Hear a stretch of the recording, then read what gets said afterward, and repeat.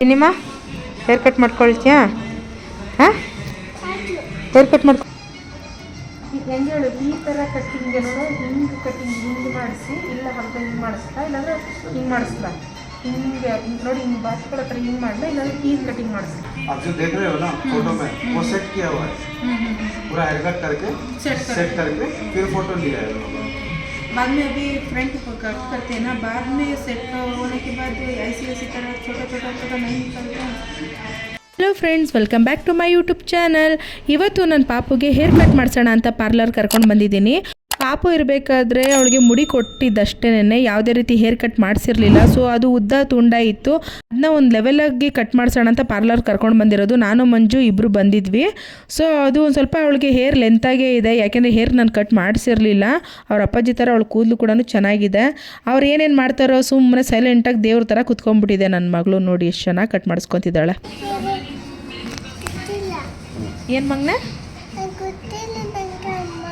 ಇದು ಏನಂತ ಗೊತ್ತಿಲ್ವಾ? ಇದು ಹೇರ್ ಕಟ್ಟು ಕಂದಮ್ಮ. ನನ್ನ ಮಗಳು ಗುಡ್ಗಲ್ ಸ್ಟ್ರೈಟ್ ಆಗಿರ್ಮಮ್ಮ.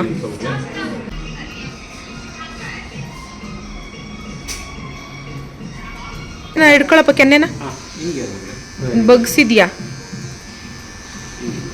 ಸ್ಟ್ರೈಟ್ ಆಗಿಲ್ಲ, ಬಗ್ಸ್ಬೇಡ ಪಾಪುನು. ಹಂಗೆ ಇಟ್ಕೊ, ಹಂಗೆ ಇರು ಕಂದ. ಹಂಗೆ ಇರು ಮಗನ. ಅಪ್ಪ ಎಷ್ಟು ಲೆಂತ್ ಕಟ್ ಆಗ್ತೈತೆ.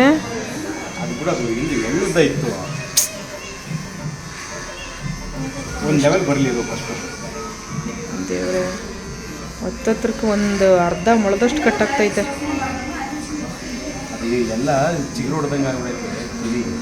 बहुत ज़्यादा मत कट करो, अभी बहुत ज़्यादा कट हो गई. अಯ್ಯೋ, ಹತ್ತತ್ರಕ್ಕೆ ಅರ್ಧ ಮೊಳದಷ್ಟು ಕೂದಲು ಕಟ್ಟಾಯಿತು. ನನಗಂತೂ ಹೊಟ್ಟೆ ಉರಿತಾ ಇತ್ತು. ನನ್ನ ಮಗಳು ಅಷ್ಟು ಉದ್ದ ಕೂದಲು ಕಟ್ ಮಾಡಿಸ್ಬೇಕಾ ಅಂತ. ಅವ್ರು ಹೇಳ್ತಾ ಇದ್ರು 2-3 ತಿಂಗಳಿಗೆ ಒಂದ್ಸತಿ ಈ ರೀತಿ ನೀವು ಟ್ರಿಮ್ ಮಾಡಿಸ್ತಾ ಇದ್ರೆ ತಲೆ ಕೂದಲು ಚೆನ್ನಾಗಿ ಬೆಳೆಯುತ್ತೆ ಅಂತ ಹೇಳ್ತಾ ಇದ್ರು. ಸೊ ಒಂದು ಲೆವೆಲಾಗಿ ಇರಬೇಕಲ್ವಾ, ಹಾಗಾಗಿ ನೀಟಾಗಿ ಈ ರೀತಿ ಕಟಿಂಗ್ ಮಾಡಿಸಿದ್ದೀನಿ. ಯಾವ ರೀತಿ ಇದೆ ನನ್ನ ಪಾಪು ಹೇರ್ ಸ್ಟೈಲ್ ಅಂತ ನೀವು ಕಮೆಂಟ್ ಮಾಡಿ ತಿಳಿಸಿ. ಸೊ ಅವಳು ಏನಂದ್ರೆ ಏನು ಮಾತಾಡ್ತಾನೆ ಸುಮ್ಮನೆ ಕುತ್ಕೊಂಡ್ಬಿಟ್ಟಿದ್ಲು. ನನಗೆ ಅದೇನಪ್ಪ ಅಂತಂದರೆ ನನ್ನ ಮಗಳೆಲ್ಲ ಅಳ್ತಾಳೋ ಅನ್ನೋದೇ ತುಂಬ ಟೆನ್ಷನ್ ಆಗಿತ್ತು ಮನೆಯಿಂದ ಕರ್ಕೊಂಡೋಗ್ಬೇಕಾದ್ರೆ. ಆದರೆ ನನ್ನ ಮಗಳು ಫುಲ್ ಎಂಜಾಯ್ ಮಾಡಿ ಸೈಲೆಂಟಾಗಿ ಹೇರ್ ಕಟ್ನ ಮಾಡಿಸ್ಕೊಂಡ್ಲು. ಅವಳು ಹೇಳ್ತಾ ಇದ್ಲು ಹೇರ್ ಕಟ್ ಮಾಡ್ಲ ಪಾಪ ಅಂದರೆ ಹ್ಞೂ ಮಮ್ಮಿ ಅಂತ. ಫೈನಲ್ ಆಗಿ ನನ್ನ ಪಾಪು ಹೇರ್ ಸ್ಟೈಲ್ ಈ ರೀತಿ ಇದೆ.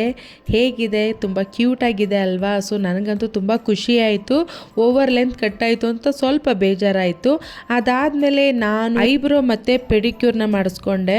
ನಾನು ತಿಂಗಳಿಗೂ ಬಂದು ಪೆಡಿಕ್ಯೂರ್ ಆಗಿರ್ಬೋದು, ಐಬ್ರೋ ಆಗಿರ್ಬೋದು ಏನೂ ಮಾಡಿಸ್ಕೊಳ್ಳಲ್ಲ, ಯಾಕೆಂದರೆ ಎಲ್ಲ ನಾನು ಮನೆಯಲ್ಲೇ ಮಾಡ್ಕೊತೀನಿ. ಸೊ ತುಂಬ ದಿನ ಆಗಿತ್ತು ಪಾರ್ಲರ್ಗೆ ಬಂದು, ಅದು ಪಾಪು ಹೇರ್ ಕಟ್ಗೋಸ್ಕರನೇ ಬಂದಿದ್ದು. ಆ ಗ್ಯಾಪಲ್ಲೇ ನಾನು ಪೆಡಿಕ್ಯೂರ್ ಮತ್ತು ಐಬ್ರೋನ ಮಾಡಿಸ್ಕೊಂಡೆ. ನೀನು ಮಾಡಿಸ್ಕೋತೇಕಂದ? ಸೊ ಇದು ಇವತ್ತಿನ ವ್ಲಾಗ್ ಆಗಿರುತ್ತೆ ಫ್ರೆಂಡ್ಸ್. ಯುಗಾದಿ ಹಬ್ಬಕ್ಕೆ ಹೋಗಿ ಊರಲ್ಲಿ ಯಾವ ರೀತಿ ಆಚರಣೆ ಮಾಡಿದೆ ಅಂತ ನಾನು ನೆಕ್ಸ್ಟ್ ವಿಡಿಯೋದಲ್ಲಿ ತಿಳಿಸ್ತೀನಿ. ಅದು ನಿಮ್ಗೆ ಗೊತ್ತಾಗಬೇಕು ಅಂತ ಅಂದರೆ ನನ್ನ ಚಾನಲ್ನ ಮರಿದೆ ಸಬ್ಸ್ಕ್ರೈಬ್ ಮಾಡಿಕೊಂಡು ಬೆಲ್ಲೈಕನ್ನ ಕ್ಲಿಕ್ ಮಾಡಿ.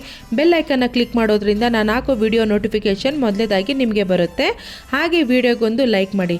Thank you for watching. Bye, love you all.